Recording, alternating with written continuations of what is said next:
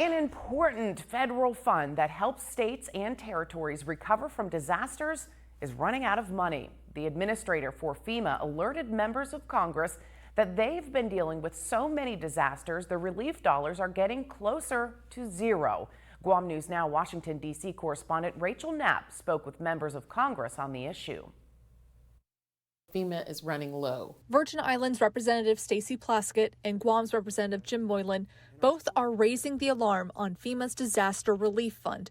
Money from the DRF goes towards response and recovery efforts following major disasters and emergencies, like Super Typhoon Mawar, which slammed the island of Guam a couple months ago. We're still in the recovery mode, and unless we have this additional funding, it's going to be very difficult for us. In a recent congressional hearing, the FEMA administrator says as a result of the dwindling DRF, they have implemented a plan known as Immediate Needs Funding for the first time since 2017. They are halting some projects these funds could be used for, like rebuilding schools and hospitals, just to make sure there's enough money for the next disaster. But the supplemental funding request is coming at a time when Congress has been unable to finalize and create a budget, which threatens a government shutdown. Plaskett says if House Republicans can bring budget legislation to the floor, they want to include their DRF supplemental funding request in what they're calling a creative way.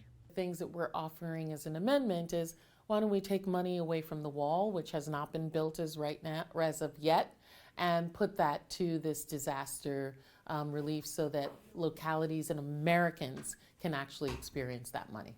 Moylan is co-sponsoring separate legislation to replenish the fund. In all, members are eager to make sure Congress takes care of the DRF for their territories and the rest of the nation. We also know the disasters that had happened in Maui, the tragic loss of life, and then the recent hurricanes in Florida too.